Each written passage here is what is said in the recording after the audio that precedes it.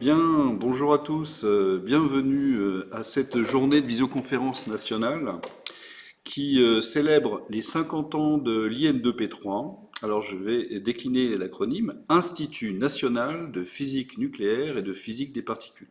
Mais Thomas, qui prendra la parole après moi, vous en dira un peu plus. Alors cette journée est organisée en partenariat entre la Direction régionale académique de l'enseignement supérieur Provence-Alpes-Côte d'Azur et le CPPM. Alors même chose, hein, je vous explique, CPPM c'est le Centre de physique des particules de Marseille, où nous nous trouvons d'ailleurs, et vous allez voir la salle de bibliothèque dans laquelle nous sommes et où nous enregistrons actuellement. Alors, une petite indication, j'insiste, la fenêtre de chat, pour l'activer, il faut cliquer sur le pictogramme que vous voyez en bas de l'écran. Alors évidemment, ça vous ouvre un autre onglet. Alors ça va vous demander de jongler un petit peu avec les deux onglets, mais vous aurez la possibilité ainsi de noter les questions que nous adresserons tout à l'heure à nos intervenants, que je vous présenterai après l'intervention de Thomas, à qui maintenant j'ai le plaisir de laisser la parole. Donc Thomas Schreiber, qui est donc chercheur CNRS au Centre de physique des particules de Marseille.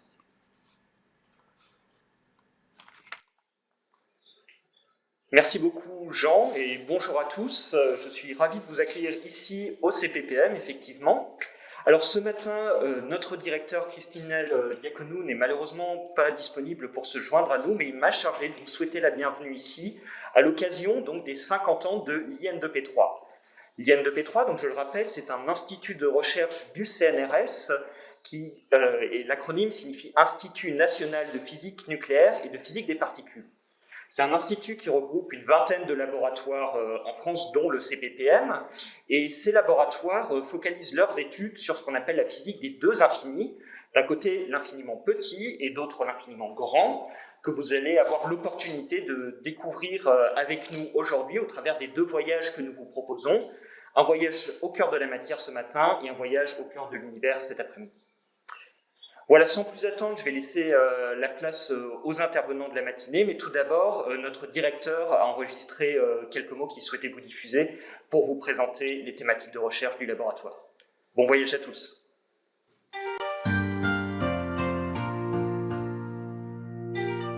La recherche au CPPM est une recherche fondamentale, donc difficilement explicable, exploitable dans des conversations, mais par contre c'est une recherche fascinante puisqu'on s'attaque à l'infiniment petit. Là, on veut comprendre la structure de la matière, les composants, les briques élémentaires de la matière, mais aussi à l'infiniment grand, l'univers dans sa création et dans son histoire. Ce CPPM a été créé il y a 35 ans, suite à une initiative combinée de l'Université d'Aix-Marseille et du CNRS. Au CPPM, on étudie la physique des particules, les astroparticules, et la cosmologie comme des axes de sciences fondamentales. On a aussi une démarche interdisciplinaire forte dans l'imagerie médicale, le calcul scientifique de haute performance et le milieu sous-marin. Du coup, la recherche se structure autour de deux démarches complémentaires. La première, c'est de fabriquer des expériences, c'est-à-dire de mettre en collision des particules ou alors d'étudier leur désintégration dans le laboratoire. La deuxième démarche, c'est d'observer l'univers et d'essayer de déceler des phénomènes violents pour les étudier et comprendre la structure de l'univers. On fait des expériences dans des conditions extrêmes et qui font appel à des technologies qui n'existent pas et qu'on crée au laboratoire ou alors qu'on fait en collaboration internationale avec d'autres laboratoires. On met en œuvre des expériences qui sont fascinantes. On met en collision des particules qui vont presque à la vitesse de la lumière ou alors on met des télescopes au fin fond des mers ou on envoie des satellites dans l'espace. Et tout ça se trouve dans un même laboratoire de CPPM. La recherche qu'on fait au laboratoire se repose sur des compétences techniques de pointe, structurées dans des services comme l'informatique, la mécanique, l'électronique et l'instrumentation. La force du laboratoire, c'est son personnel. Tout confondu, on est près de 170 personnes. On forme des étudiants pour la recherche fondamentale, mais aussi pour l'industrie. Des gens qui sont à la fois experts et dédiés à la recherche. On est ancré dans le futur, on fait la recherche du futur. C'est quelque chose qui me fascine et qui fascine tous mes collègues.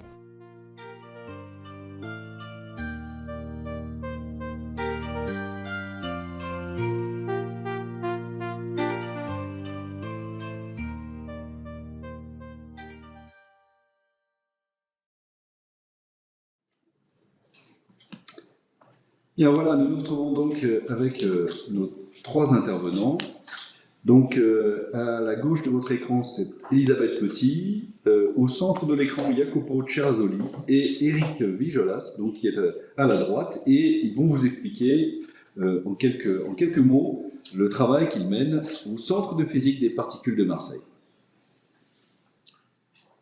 Bien, alors bonjour à tous, je m'appelle Elisabeth Petit et je suis chercheuse CNRS depuis 2015 et je travaille ici à Marseille au CPPM depuis 2019.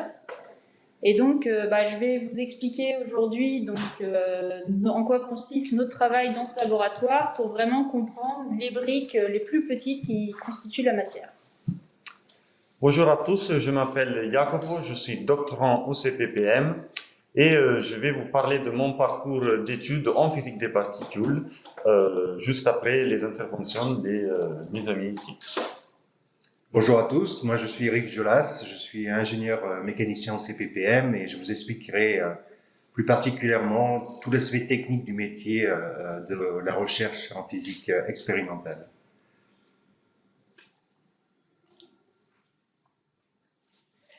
Très bien, alors pour commencer, comme je disais, on va vous présenter un petit peu nos activités et en quoi consiste la recherche qu'on fait au CPPM. Donc ce matin, c'est un voyage au cœur de la matière. Et alors, au fur et à mesure de nos présentations, il va y avoir des petits quiz, donc n'hésitez pas à répondre sur le chat et puis on verra après les réponses.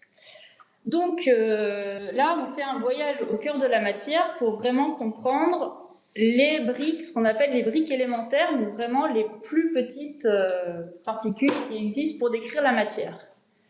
Donc, sur ce quiz, on va vous demander donc, combien y a-t-il de briques élémentaires pour décrire la matière. Alors, réponse A, est-ce que c'est 4, par exemple les 4 éléments? Est-ce que c'est la réponse B, 118, comme on voit ici dans la table de Mendeleïev? Est-ce que c'est la réponse C, 17? Ou est-ce que c'est la réponse D, une infinité? Donc voilà, n'hésitez pas à répondre sur le chat, on va vous laisser à peu près 1 minute pour réfléchir et donc répondre est-ce que c'est donc 4, 118, 17 ou une infinité. Voilà, donc pour rappel, hein, si vous hésitez, donc on peut avoir A, donc 4, B, 118, C, 17 ou D, une infinité.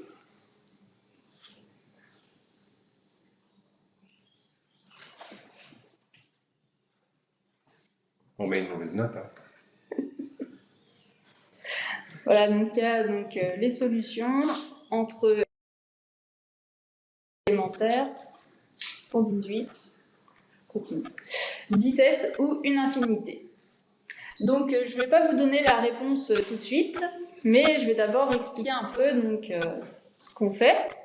Et donc, comme on dit, on fait un voyage au cœur de la matière. Et donc, on va aller de plus en plus petit. Donc, on part par exemple sur cette image d'un caillou. Et à l'intérieur de ce caillou, on sait qu'il est constitué de molécules et d'atomes. Si on zoome encore, on va voir que les atomes eux-mêmes sont constitués d'un noyau au centre et d'un nuage d'électrons autour. Si on zoome encore sur le noyau, on va voir donc, ces petites particules qu'on appelle des neutrons et des protons. Si on zoome encore à l'intérieur des protons et des neutrons, on va voir des quarks. Et si on zoome encore, eh ben, pour l'instant, on n'a rien vu à l'intérieur des quarks, donc on pense que c'est vraiment les plus petits qui existent. Alors, pour décrire ce qu'on appelle l'infiniment petit, on va utiliser deux théories. Donc, la théorie de la mécanique quantique et la théorie de la relativité restreinte d'Einstein. Et donc, c'est ces deux théories qui font la théorie de la physique des particules qui nous permettent de décrire théoriquement. Mais bon, là, on va pas trop parler de ça. Alors, pour faire la matière ordinaire, donc je disais, si on zoome à l'intérieur de la matière, on a donc par les quarks, dans la matière ordinaire, on a deux quarks, un qui s'appelle up et un qui s'appelle down, et l'électron. Et en fait, à partir de uniquement ces 3 particules, on arrive vraiment à faire les protons et les neutrons et toute la matière qui nous entoure. Donc vraiment, tout ce qui nous entoure, voilà, vous, moi, tout sont faits. On peut vraiment les décrire avec uniquement ces 3 particules. Alors, il existe en plus des familles. Donc on voit la première colonne, c'est les particules de la matière ordinaire. Et en fait, il y en a d'autres, donc qui sont assez semblables mais plus lourdes. Et en fait, pourquoi toutes ces familles existent, ça c'est encore une question ouverte qu'on n'a pas résolue. Et donc ça, c'est ce qu'on appelle la matière. Et en fait, il existe aussi, donc il existe dans la nature l'antimatière. Donc l'antimatière, c'est vraiment pas que dans la science-fiction, ça existe vraiment, on en fabrique même. Et donc c'est l'équivalent de la matière, mais avec des charges opposées. Donc par exemple, l'électron, il va avoir une charge négative, et l'antimatière, on va l'appeler le positron, c'est une charge positive. Donc ça, c'est vraiment les briques, mais donc il ne suffit pas d'avoir des briques, on a aussi besoin des interactions qui vont permettre de faire tenir tout ça ensemble. Et donc pour faire ces interactions, ça va être par des échanges de particules. Donc en fait, quand 2 électrons veulent interagir, ils vont s'échanger des particules qu'on appelle des bosons, qu'on voit ici, les 4. Et donc dans ces interactions, donc la plus connue, ça va être ce qu'on voit en haut à gauche, l'interaction électromagnétique, qui inclut donc l'électricité et le magnétisme, qui est lié aux photons. Il y a aussi l'interaction forte, donc on l'appelle forte parce que c'est elle qui va permettre aux quarks de tenir ensemble et aux noyaux de tenir ensemble, donc c'est vraiment l'interaction forte qui va permettre à la matière de tenir. Et on a aussi l'interaction faible, qui elle est responsable, par exemple, de certaines des interactions radioactives, donc que ce soit la radioactivité, donc comme on voit illustré, ou la fusion des noyaux dans le Soleil. Donc tout ça, c'est expliqué donc, dans le cadre de nos théories. Et enfin, il y a une dernière particule qui s'appelle le boson de Higgs, qui donc permet d'expliquer la masse de ces particules. Sans ce boson, les particules n'auraient pas de masse et en fait la matière ne pourrait pas exister telle qu'on la connaît dans l'univers. Et c'est la dernière particule qui a été découverte en 2012. Donc là, on voit une image lors de la découverte avec tout le monde qui applaudit. Et donc c'était vraiment elle, donc c'était la dernière pièce du puzzle pour décrire la matière dans l'infiniment petit. Et donc, on a maintenant, donc si on fait le compte de tout ce que je vous ai présenté, la réponse à la question c'était C, 17. Donc en fait, c'est ce qu'on voit sur le tableau en haut. Avec ces 17 particules, on peut vraiment décrire l'ensemble de la matière qu'on connaît dans l'univers. Donc c'est quand même pas mal. Alors maintenant, une autre question pour vous. Donc, on étudie donc, des particules vraiment très très très petites, donc on ne peut pas évidemment voir à l'œil nu, et on va utiliser des appareils que je vais vous présenter. Et donc la question c'est, quelle est la taille de ces appareils? Est-ce que c'est A, quelques millimètres, B, quelques centimètres, D, plusieurs mètres, C, plusieurs mètres, ou D, plusieurs kilomètres. Donc, encore une fois, on va vous laisser quelques temps si vous voulez répondre sur le chat. Donc, est-ce que c'est la réponse A, quelques millimètres, B, quelques centimètres, C, plusieurs mètres, ou D, plusieurs kilomètres? Très bien. Alors, pareil, avant de répondre, je vais vous présenter les appareils qu'on utilise. Donc, un qui est peut-être le plus connu, qui s'appelle le LHC. Donc, en anglais, c'est le Large Hadron Collider, donc le grand collisionneur de hadrons. Et c'est un collisionneur de protons. Les protons, c'est les noyaux de l'hydrogène. Et qui se situe à la frontière franco-suisse. Donc, on voit là sur l'image le lac Léman, et donc le LHC qui se trouve à 100 km sous la Terre et qui fait 27 km de long dans un vide quasi parfait et une température donc de moins 271 degrés Celsius. 100 mètres sous la Terre. 100 mètres, j'ai dit combien? 100 km. 100 km, oh non, 100 mètres. 100 mètres sous la Terre. Et donc les protons vont être accélérés à quasiment la vitesse de la lumière, donc 99,999991% de la vitesse de la lumière. Et donc ça va leur donner une très grande énergie. Donc un seul proton va avoir l'énergie d'un moustique en vol. Donc, on peut se dire un moustique c'est pas grand chose, mais il faut imaginer qu'en fait il y a 3000 milliards, imaginez 3000 milliards de moustiques qui sont concentrés dans une aiguille. Et donc en fait c'est l'équivalent de l'énergie d'un TGV à 150 km/h. Donc c'est vraiment une très grande énergie concentrée dans cet accélérateur qu'on voit dans le tunnel et donc à 100 mètres sous terre. Merci Eric. Alors on a une petite vidéo pour vous montrer ce qui se passe au sein du LHC. Donc c'est une vidéo faite par le CERN, donc, qui est l'organisme. Donc comme je disais, là on zoome le CERN qui se trouve à côté de Genève. Et donc là on voit une image du LHC qui se trouve sous terre, donc à moitié sous le Jura. Alors en fait, je disais, les protons, donc c'est des noyaux d'hydrogène. Donc on va partir d'une bouteille d'hydrogène. On va extraire les noyaux et ils vont partir dans tout le complexe. Donc là, on voit au fur et à mesure les différents complexes d'accélérateurs qui existent au CERN, donc qui existent maintenant depuis 1954. Et en fait, à chaque fois que les protons vont tourner dans un de ces anneaux qu'on voit ici, ils vont acquérir de plus en plus d'énergie. Donc là, on est rendu au SPS. Donc là, il a été construit dans les années 70. Et ensuite, donc, ces protons sont injectés donc, dans le LHC. Donc là, on avait dit 27 km de long. Et ils vont atteindre donc, leur énergie de quasiment la vitesse de la lumière. Et ces protons vont se rentrer. Donc là, on a vu un exemple de collision. Donc on les voit, les protons circulent en sens inverse et se croisent à 4 endroits qui sont, où on a 4 expériences. Et donc en fait, on a donc toutes les 25 nanosecondes, donc on a 40 millions de collisions par seconde, et toutes ces données sont enregistrées et partent ensuite dans les centres de calcul. Donc c'est ce qui est illustré ici. Donc les données vont être enregistrées donc, d'abord dans le centre du CERN, et ensuite elles vont être envoyées, donc elles ne sont pas gardées uniquement au CERN, mais elles sont envoyées partout dans le monde.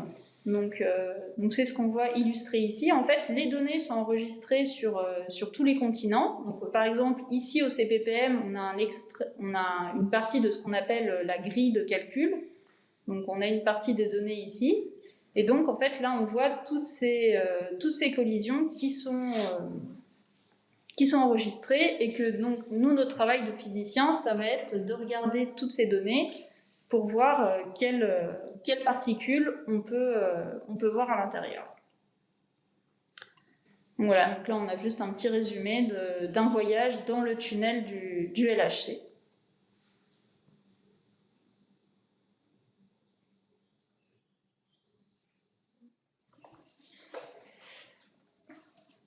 Très bien. Donc on revient maintenant sur la présentation. Donc comme on disait, on a des collisions de protons. Et alors ce qui se passe, c'est qu'en fait on utilise, donc on a ici une photo de Einstein avec sa célèbre formule E égale mc2, et cette formule dit qu'on peut transformer de la masse en énergie, c'est ce qui va se passer par exemple dans les centrales nucléaires ou dans le Soleil, mais aussi que dans l'autre sens, avec de l'énergie E, on peut créer de la masse, c'est-à-dire créer des particules. Et donc c'est ce qu'on fait. On a ces collisions de protons, et l'énergie énorme qu'il y a à chaque collision va permettre de créer des nouvelles particules que nous, on va essayer de voir. Alors pour les voir, on utilise des détecteurs qui sont assez gigantesques. Donc là, je vous en présente deux qui sont les deux sur lesquels on travaille au CPPM. Donc Atlas qui fait 25 mètres de haut. Donc pour les Marseillais, c'est la hauteur de la colonne de la place Castellane, et qui fait le poids de la tour Eiffel. Donc on voit en haut à droite. Si vous avez de bons yeux, vous pouvez voir un monsieur en bas au milieu. Et LHCb, qui est l'autre expérience dont Jacopo vous parlera plus tard. Donc voilà la réponse à la question. Donc quelle taille ont les appareils utilisés pour étudier les particules élémentaires? Et ben ça va, donc c'était à la fois la réponse C et la réponse D, ça va de plusieurs mètres pour la taille de nos détecteurs à plusieurs kilomètres pour le LHC, donc on voit en photo.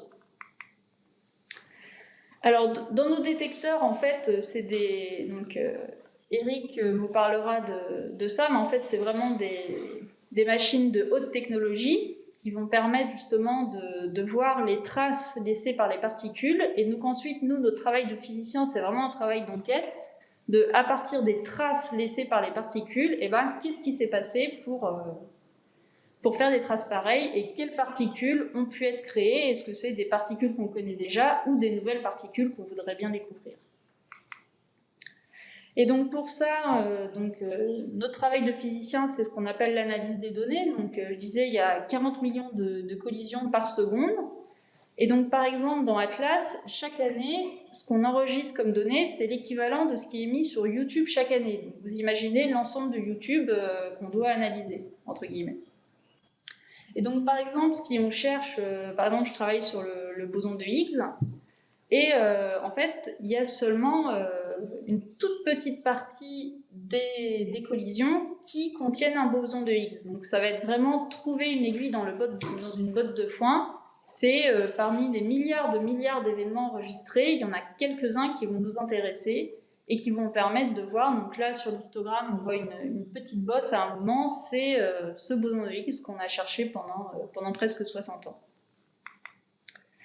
Et donc tout ça, ça se passe au CERN, donc à côté de Genève. On a une belle photo qui donc a été créée en 1954 et avec des États membres ou des instituts partenaires sur le monde entier. Donc on voit sur la carte du monde qu'il y a c'est vraiment une collaboration internationale et il y a plus de 10 000 personnes qui travaillent en collaboration avec le CERN.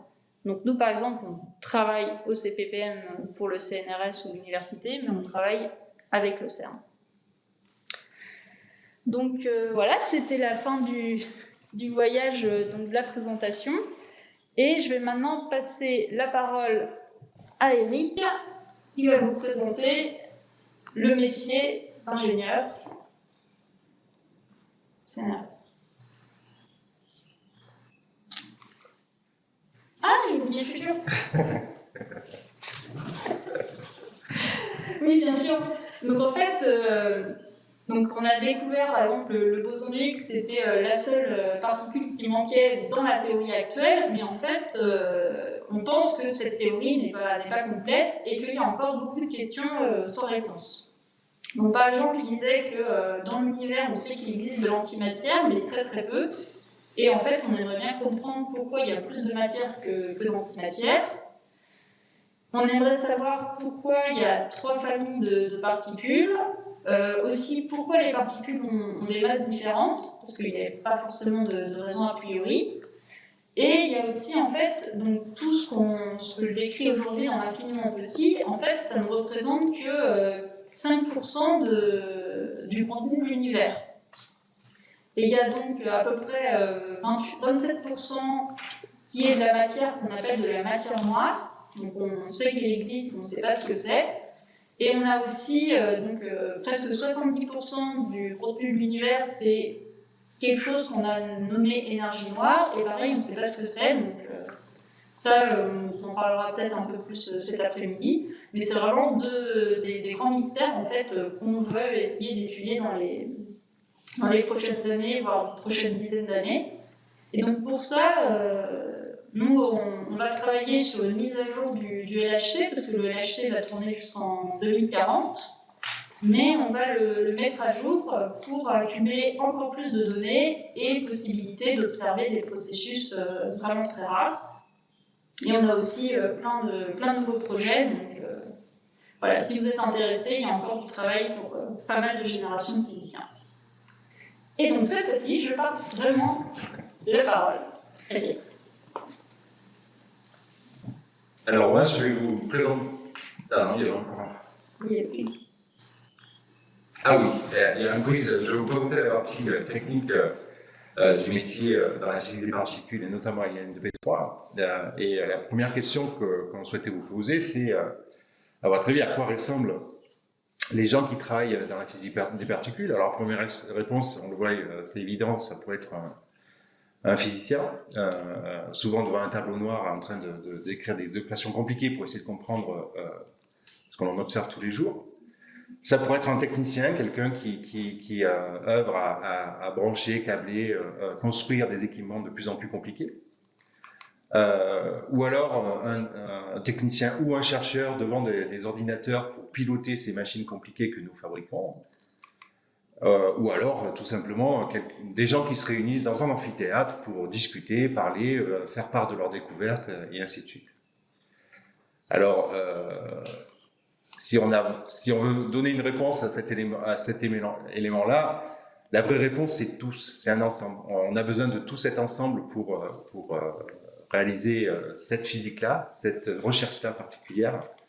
On a besoin de physiciens, on a besoin de techniciens, on a besoin de personnes qui font marcher et tourner les machines compliquées en œuvre. Et aussi, on a besoin de diffuser le savoir et les connaissances que l'on a acquis et partager au maximum les découvertes que nous réalisons. Alors moi, je vais vous parler du penchant technique de notre activité. Parce que le laboratoire est un laboratoire assez particulier dans la recherche. C'est un laboratoire de physique expérimentale. Et si on regarde au laboratoire le ratio entre les chercheurs et les agents techniques, dont je fais partie, on a plus d'ingénieurs, techniciens et administratifs qu'il n'y a de chercheurs. La raison est que nous devons construire, notre métier c'est de construire des machines, des expériences extrêmement compliquées pour mener les recherches que les chercheurs appliquent. Et donc c'est la raison pour laquelle on retrouve beaucoup plus d'agents techniques qu'il n'y a de chercheurs au laboratoire. La proportion c'est à peu près 40 chercheurs pour 77 ingénieurs et techniciens au CPPM. Et on embauche sur tous les cœurs de métier. Alors moi personnellement je suis ingénieur, je fais un petit coucou aux Byzantins parce que j'ai été formé à l'ENSEM à Besançon. Je suis ingénieur mécanicien au laboratoire.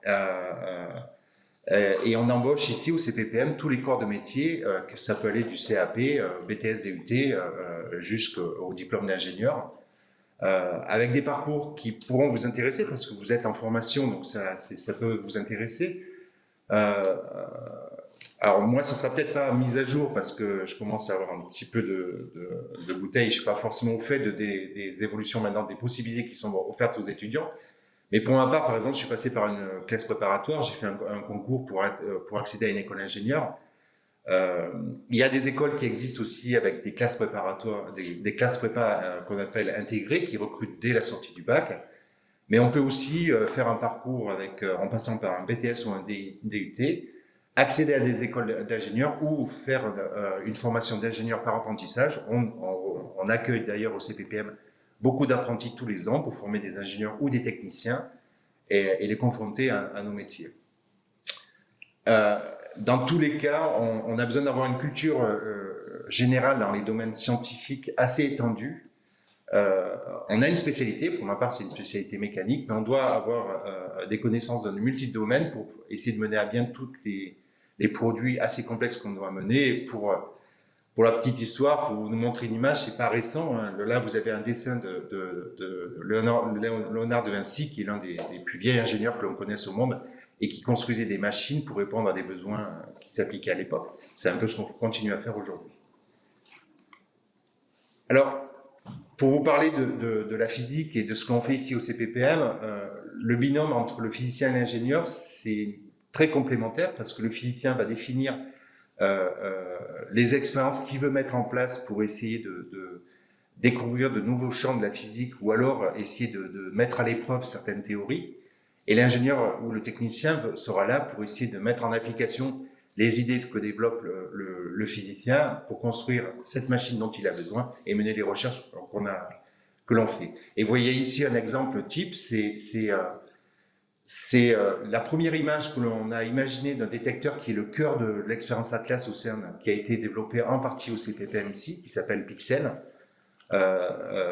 C'est le premier dessin à gauche, c'est les premières idées qui sont nées sur le papier pour essayer de construire cette expérience. Et sur la droite, vous voyez le résultat final qui n'a rien à voir avec le premier dessin, qui semble beaucoup plus complexe, où là, on a vraiment construit cet objet qui est toujours en place au CERN et toujours utilisé actuellement, qui a participé d'une certaine manière aussi à la découverte du boson de Higgs il y a quelques années, donc qui a été un franc succès. Et tout ce processus-là est une boucle quasiment sans fin où on continue à améliorer en permanence tous les détecteurs, à inventer de nouvelles machines, à découvrir de nouvelles technologies qui pourraient nous être utiles pour faire avancer nos expériences et faire avancer nos recherches aussi. Alors, l'une des particularités du CPPM, c'est relativement unique parce qu'on ne trouve ça que dans quelques laboratoires dans le monde.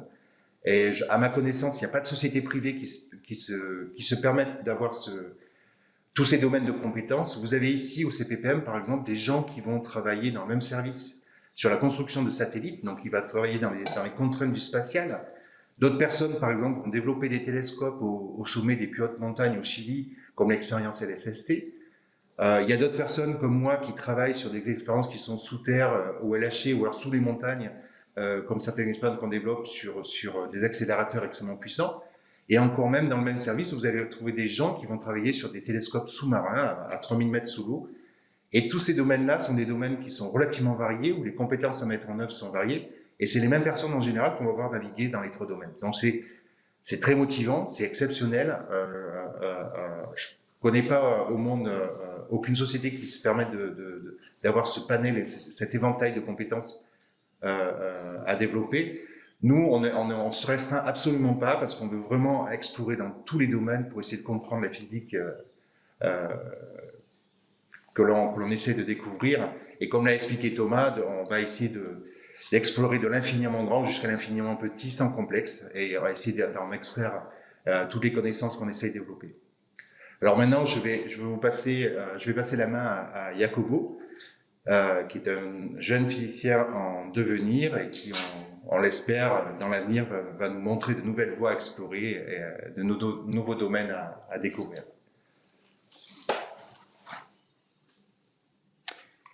Oui, merci Eric et bonjour à tous et à toutes, je m'appelle Jacopo et comme vous le voyez dans l'image, je viens de Rome où j'ai fait mes études en physique, en particulier ma licence et mon master. Après, je suis arrivé à Marseille pour un doctorat en physique des particules au CPPM et je travaille avec l'expérience LHCb qui se trouve à Genève, au CERN. Et aujourd'hui, je voulais vous parler un peu de mon parcours d'études. Et ce que j'aimerais bien souligner, c'est qu'un parcours d'études en physique des particules est vraiment un parcours international. En fait, déjà, les niveaux de formation en Europe sont très similaires. Donc, on peut bien commencer le parcours d'études dans un pays et après le terminer dans un autre pays, comme c'est le cas pour moi. Mais même si on reste dans le même pays, on a pas mal de possibilités de voyager, comme c'est le cas dans notre domaine. Et en particulier, je voulais vous parler de mon expérience. Comme je l'ai dit tout à l'heure, j'ai commencé à Rome où j'ai fait ma licence, mes 3 ans de licence. Après, j'ai continué à Rome avec mon master, mes 2 ans de master. Et déjà pendant le master, j'ai eu l'opportunité d'aller en école d'été en Allemagne et après de faire un stage au CERN. Donc, je suis allé au CERN où j'ai pu commencer à comprendre comment marche la recherche en physique des particules. Après, je suis arrivé à Marseille pour mon doctorat et le doctorat est tout à fait un vrai contrat de travail. En fait, on est rémunéré, on a un salaire et c'est la première activité de recherche en fait que l'on fait si on étudie la physique des particules. Et pendant le doctorat aussi, il y a beaucoup de possibilités de voyager. En fait, dans mon cas, par exemple, il s'agit principalement des voyages au CERN, mais aussi, il y a pas mal de conférences un peu partout dans le monde où il faut aller pour présenter ses travaux et pour connaître les gens qui travaillent avec nous dans le même domaine. Mais il y a aussi beaucoup d'autres possibilités, comme par exemple l'Erasmus. Et je voulais vous parler aussi un peu de mon sujet de recherche. Comme je l'ai dit tout à l'heure, moi je travaille avec l'expérience LHCb qui se trouve au CERN. Et en particulier, j'étudie les désintégrations rares du B. Donc déjà, c'est quoi un B? Un B, c'est une particule lourde qui est composée à l'intérieur d'un quark B, c'est pour ça qu'on l'appelle B, et est une particule qui était présente dans les premiers instants de vie de l'univers et qui après s'est désintégrée dans des particules plus légères, et donc aujourd'hui, on ne l'observe pas dans la nature. Mais on peut la recréer dans des accélérateurs de particules comme le LHC, et on peut l'étudier. Et comme vous le voyez dans l'image en haut, ça c'est un vrai événement qui a été enregistré par l'expérience LHCb, vous avez même la date, c'était en 2016. Et vous pouvez voir les traces des particules qui sont reconstruites dans l'expérience. Et aussi tout au fond de l'image, vous pouvez regarder des petits carrés verts et orange qui sont des mesures de position et d'énergie des particules. Et c'est quoi le but de ce genre d'études? En fait, ce qu'on aimerait bien essayer de trouver, c'est des nouvelles particules inconnues qui pourraient être produites lors des désintégrations rares du B. Et pour faire ça, on a besoin d'enregistrer des milliards et des milliards d'événements, comme Elisabeth l'a déjà dit tout à l'heure. En fait, ce que vous voyez dans l'image en bas, c'est le nombre d'événements en fonction de la masse des particules, le nombre d'événements qu'on a enregistrés à la fin de l'analyse. Et comme vous le voyez, il s'agit d'un petit pic en correspondance de la particule qu'on veut étudier, et il s'agit de quelques dizaines d'événements, même si on avait commencé, on avait enregistré des milliards et des milliards d'événements. Donc il s'agit vraiment d'un travail de très haute précision. Merci, et si je ne me trompe pas, là c'est la séance de questions-réponses.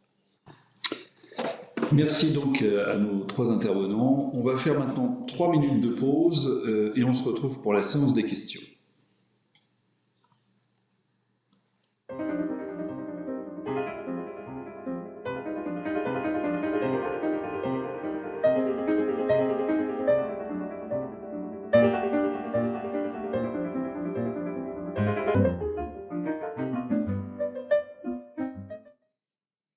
Bien, voilà, nous nous retrouvons donc pour vos questions et les réponses que nos intervenants vont pouvoir y apporter. Alors, première question, peut-être à Elisabeth ou alors à quelqu'un d'autre, en tout cas, comment vous espérez trouver de nouvelles particules? Eh ben, comme on a déjà trouvé les particules actuelles, donc c'est vraiment, oui, peut-être que Jacopo pourra dire, mais en fait, plus ça va aller, plus on va accumuler de données, et donc une désintégration, et c'est de nouvelles particules qui sont très très rares. En fait, il faut avoir, en fait, c'est un peu comme au loto où en fait, si on jouait une infinité de fois, au bout d'un moment, on serait sûr de gagner. Là, c'est un peu ça, en fait. On essaye d'avoir le plus de données possible pour avoir une chance de voir une nouvelle particule qui serait très très rare. Eric, un complément?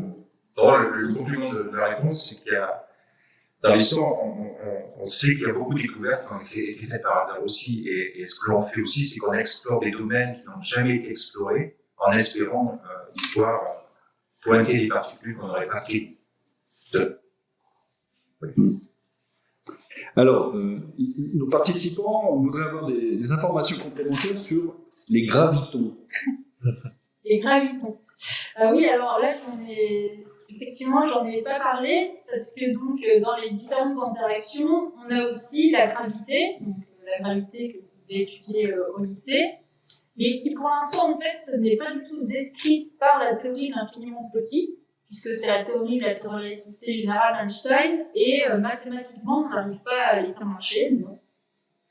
Et donc, la particule qui correspondrait à la gravité, c'est ce qu'on appellerait le graviton. Mais ça, c'est effectivement une particule qu'on cherche aussi. J'avais travaillé quelques années là-dessus, où il pourrait y avoir un graviton qui est produit et qui se désintégrerait, donc, par exemple en photon ou en électron. Mais pour l'instant, on l'a pas encore trouvé. Ce que je peux ajouter, si je peux, c'est que en fait, quand on étudie la physique des particules, la gravité est très très faible. Donc normalement, en fait, on ne considère pas parmi les interactions fondamentales qui ont des effets qu'on peut mesurer sur les particules. Alors, une autre question qui s'adresse sans doute à l'ingénieur. Quand il y a un problème dans l'accélérateur, on fait comment pour aller résoudre? Voilà, c'est extrêmement compliqué parce que l'accélérateur n'est pas accessible à tout moment. On a des phases de maintenance on appelle les long shutdowns, qui sont à peu près tous les 4 ans, qui nous permettent d'accéder aux machines pour les réparer. Mais on ne peut pas y accéder. Alors ça dépend de la panne, mais en général, il faudra qu'on attende ces 4 années pour venir intervenir et réparer la source du problème. Dans des conditions qui peuvent être compliquées parce que, comme vous pouvez l'imaginer aussi, c'est un milieu qui est extrêmement radioactif et donc les matériaux que l'on utilise s'activent. Et donc, il faut qu'on fasse des interventions contrôlées pour s'assurer que le personnel ne soit pas mis en danger pendant ces phases-là. Mais c'est possible. On peut intervenir et réparer. Mais après, comme on est relativement bon, en général, ça tombe jamais en panne. Alors, une question là, qui s'adresse à la fois à l'ingénieur et donc aux chercheurs, c'est comment on fait pour accélérer ces particules dans les accélérateurs? C'est quoi le procédé? Ok, tout le monde me regarde. Ouais. En fait, pour les accélérer, on va utiliser des champs électriques. C'est la télé? C'est comme Les vieilles télé. dans les vieilles télés cathodiques, on ne connaît plus les télés cathodiques. Non. Donc en fait, c'est un champ électrique. Donc les protons, c'est des particules chargées, donc qui sont chargées plus, et une particule chargée dans un champ électrique. Et nos accélérateurs, ça va être un mélange de champ électrique et de champ magnétique. Où en fait, c'est pour ça en fait qu'on les fait tourner dans des anneaux. Donc le champ magnétique, lui, dévie la particule, donc c'est ça qui va permettre de tourner. Et en fait, dans le LHC, il y a des zones où il y a des champs électriques intenses. Et en fait, à chaque passage, la particule gagne un petit coup d'accélération. Et comme une particule fait 11 000 tours par seconde dans le LHC, et ben à chaque fois, c'est un petit champ électrique, une accélération, et ça va de plus en plus. Par exemple, on ne serait pas capable d'accélérer un neutron. Non. Très bien. Alors, comment faisait-on auparavant, alors avant d'avoir découvert le boson de Higgs, pour trouver justement la masse des particules? Ça, en fait, c'est peut-être illustré sur le diagramme là. En fait, on peut, alors sans les mathématiques, en fait, à partir donc des traces qu'on voit là, on connaît la position. On voit pas les traces. Non. Bon, en fait, pour chaque particule, on peut mesurer, donc ça c'est le travail justement des détecteurs, pour mesurer l'énergie de la particule et sa position. Et en fait, à partir du moment où on connaît l'énergie et la position des particules, il y a une relation mathématique qui permet de calculer la masse. En fait, le boson de Higgs il fait partie du mécanisme pour expliquer pourquoi les particules ont une masse. Mais la masse est... Ah oui, la question c'est comment est-ce qu'on expliquait la masse avant, pas comment on la mesure. Ce qu'on peut rajouter, ce qui est marrant, c'est que les interactions qu'a présentées Elisabeth, il y en a beaucoup qui nous parlent peu, l'interaction forte, l'interaction faible, ça parle peu. La masse, ça parle à tout le monde comprend, et malheureusement, c'est celle qui nous a échappé le plus longtemps et qui a été le plus compliqué à expliquer. Parce que c'est récent, c'est 2014, il me semble. 2012 même. Alors que les autres interactions, on les connaissait depuis pas mal de décennies. Donc, Et en fait, le boson de Higgs, lui, il a été découvert en 2012, mais la théorie date des années 60. Donc en fait, la théorie, elle, est vraiment très très vieille. Donc ça fait longtemps qu'on pensait que c'était le mécanisme de Higgs. En revanche, si on n'avait pas découvert le boson de Higgs au LHC, là, on aurait dû revoir notre copie et revoir la théorie. Alors, une autre question à laquelle sans doute les intervenants de l'après-midi répondront, mais on en profite puisque vous êtes là pour vous la poser aussi. Pourquoi est-ce qu'on met des télescopes sous l'eau? Je peux apporter des éléments de réponse. C'est une petite révolution dans l'astronomie parce que Jusqu'à très peu de temps, on n'utilisait que les photons pour observer l'espace par une lunette ou un télescope normal, ou même par des radiotélescopes, parce que les ondes radio, c'est aussi des photons. Et pour la première fois dans l'histoire, on va exploiter un autre messager pour observer l'univers qui s'appelle le neutrino. Et le neutrino est très intéressant pour les observations de l'univers parce que c'est une particule qui est extrêmement furtive, qui passe à travers la matière sans trop être dérangé, contrairement au photon qui, lui, va vite être stoppé par des amas de matière dans l'univers. Et ce pour la fois, on met ce détecteur sous l'eau. Alors, c'est encore plus compliqué, c'est que pour regarder l'espace, au lieu de regarder au-dessus du niveau de la mer, on va regarder la Terre plus précisément.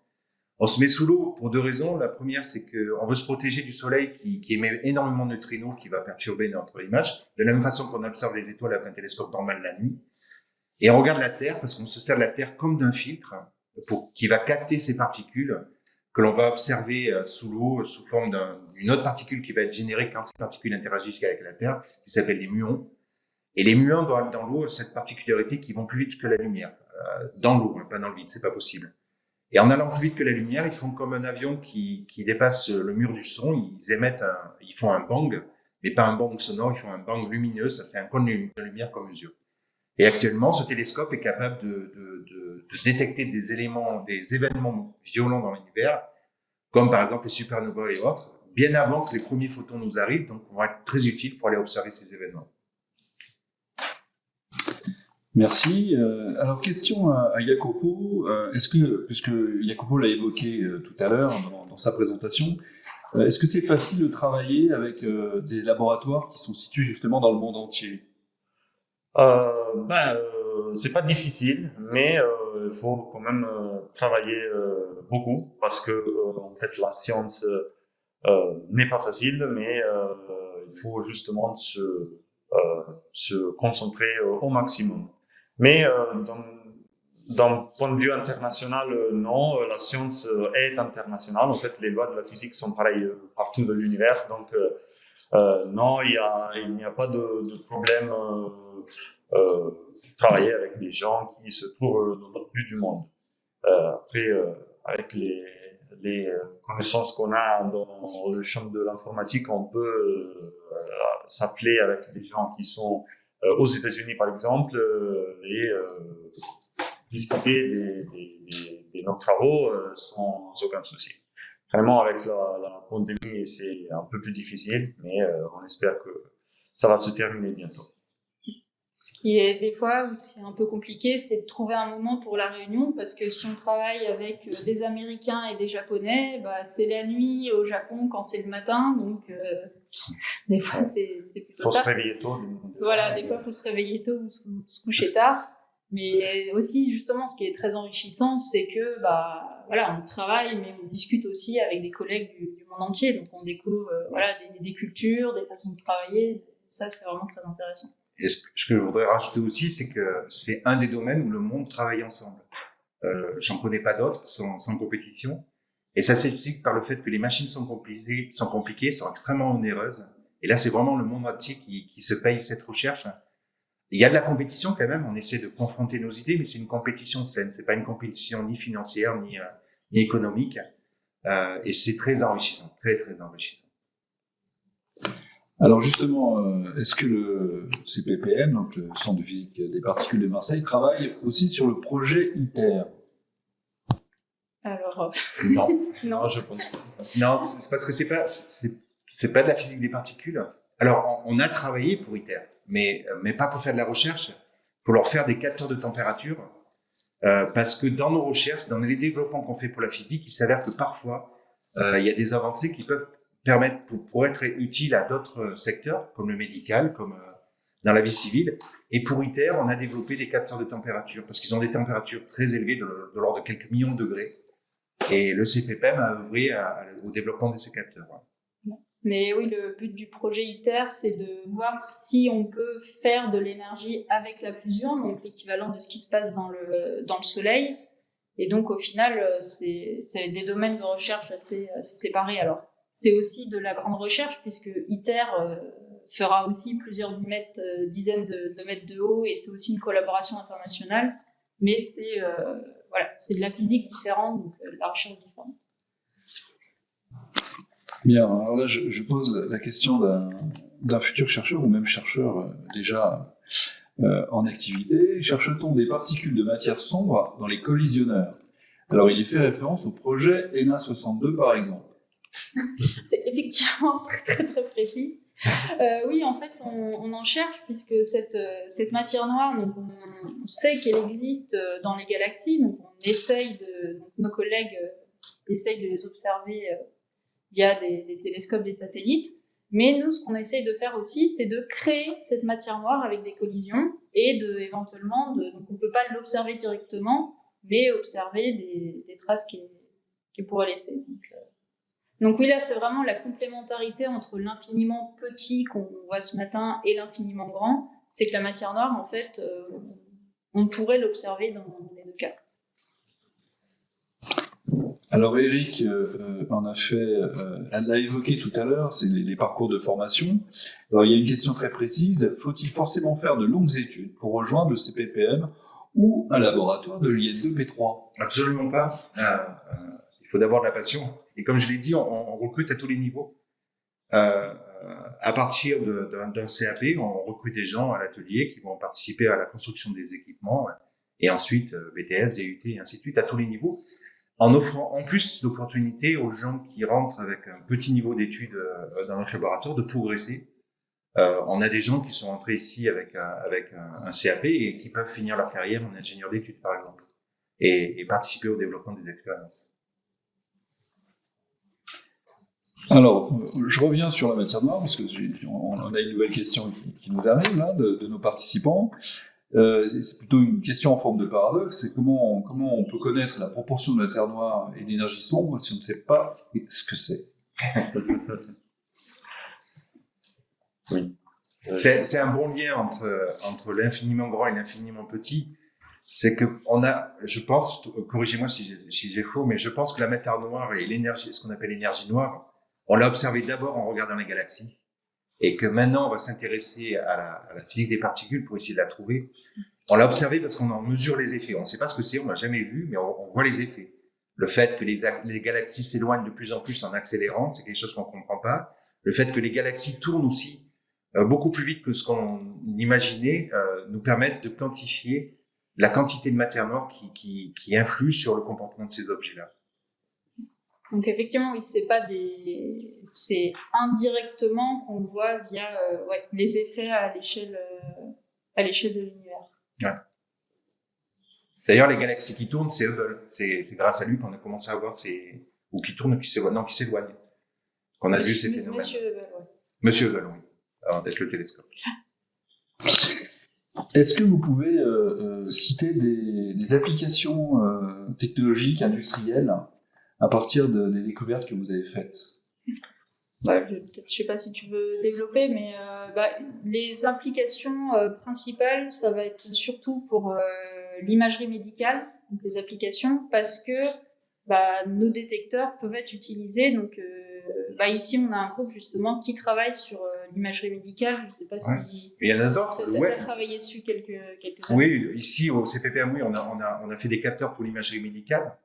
Pour faire des scanners sur des patients, c'est en développement. On a un groupe de recherche en imagerie. Mais plus généralement, le web, on en parle souvent, mais le web est né dans la physique, comme le disait Jacobo. Il y a beaucoup d'échanges qui sont nécessaires dans le monde, et le web est né pour ça, pour permettre aux physiciens d'échanger. Et on peut en mesurer maintenant l'implication dans notre société. Et il y a d'autres choses. Si vous avez dans votre PC un disque dur d'1 Tera qui coûte pas si cher que ça, c'est lié à un prix Nobel qu'on a eu, notamment en France, en 2017, il me semble, aussi. Donc, 2007. Donc, des retombées dans la société, oui, il y en a énormément et on les mesure que faiblement, mais vous en avez tous dans vos poches, par exemple, dans vos smartphones, des évolutions qui sont liées à la physique des particules et à la physique quantique, c'est énorme. C'est énorme. Le web a été inventé au CERN. CERN, oui. Pas par l'armée américaine, c'est le CERN qui l'a inventé. Mais c'est vrai que pour l'instant, la physique des particules elle-même, on n'a pas d'application directe, mais on a vraiment des retombées, pas mal de retombées technologiques liées au développement qu'on fait dans nos laboratoires. Alors, deux questions que je vais vous présenter ensemble, parce que je trouvais amusant justement de les rapprocher. Il y a une question très concrète sur les salaires d'un chercheur, d'un ingénieur et d'un doctorant. Et puis, il y a une autre question, c'est est-ce qu'il y a eu, justement, alors Eric a commencé à y répondre, est-ce qu'il y a eu des prix Nobel à l'IN2P3 ? Donc voilà, je vous laisse avec ces deux questions. Je pense que ce seront les deux dernières questions, parce qu'on arrive à la fin donc, de cette première visioconférence de la journée. Donc, à vous. Ouais, je pense que les salaires, c'est un joueur de foot en division B, peut-être. Bon, je ne sais pas. C'est difficile de quantifier. On a un statut de fonctionnaire ici. Donc, le statut de fonctionnaire, comme on le sait, c'est pas des salaires qui sont énormes, mais c'est pas ce qui fait l'intérêt du travail. Me concernant, par exemple, j'ai travaillé avant de venir au CPPM dans le secteur spatial à l'ESA, où les salaires étaient 2 fois supérieurs à ce que l'on peut prétendre ici. Mais malheureusement pour moi, j'y trouve beaucoup plus d'intérêt à travailler ici que je ne trouvais à travailler à l'ESA, par exemple. Je trouve que l'intérêt de la fonction est bien supérieur. Et donc, les salaires, c'est pas important. Ce qui est important, c'est ce qu'on fait tous les jours, ce sur quoi on travaille et l'intérêt qu'on porte à ce que l'on fait, quoi. Moi, j'ai acheté une Ferrari il y a quelques jours. Et moi, une Audi royale. Mais non, les salaires sont pas très importants si on les compare au privé. Mais on vit très très bien quand même, de par le métier que l'on exerce. Après, on peut monter. Il y a des grilles, de toute façon, on peut parler c'est des grilles qui concernent toute la fonction publique. Donc ça, on pourrait donner les montants. Ça dépend de l'ancienneté, ça dépend des diplômes, ça dépend de la fonction et des responsabilités. En thèse, de toute façon, c'est... Un SMIC. Non, c'est un peu plus que le SMIC. C'est un peu plus que le SMIC quand même. Mais voilà, donc en fait, on est payé pour finir ses études. Et un ingénieur avec 10-15 ans a à peu près 2 SMIC de salaire. Donc c'est pas, comparé au privé, c'est pas énorme. Et les prix C'est Nobel. pas ce qui nous intéresse. Alors les prix Nobel, je sais pas si Charpak l'a eu avant la création de l'IN2P3 ou après. Après, je pense. Après. Donc il y a eu Georges Charpak qui est un physicien qui est très connu. À l'IN2P3. Bah alors après, par exemple, pour le boson de Higgs, c'est les théoriciens qui avaient fait la théorie qui ont eu le prix Nobel, et donc il y a une petite ligne dans le prix Nobel qui dit « mais grâce aux milliers de physiciens du CERN ». Donc voilà. Elisabeth, ici présente, a un millième du prix Nobel de...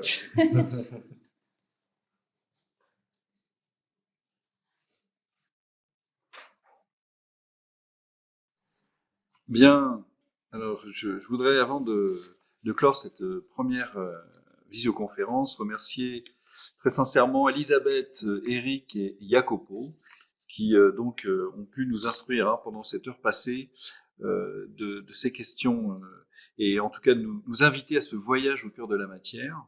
Merci donc aux participants d'avoir partagé ce moment avec nous. Merci à Magali, Isabelle et Thomas là, qui sont derrière avec moi, pour faire justement le relais des questions et puis s'assurer que tout fonctionne bien au niveau de la régie. Et je vous dis à tout à l'heure, on se retrouve dès 14h, alors dès 13h30 parce qu'on lancera donc la musique d'accueil pour vous permettre de régler les sorties son de vos appareils. Donc à tout à l'heure pour la suite de ce voyage et cette fois-ci au cœur de l'univers.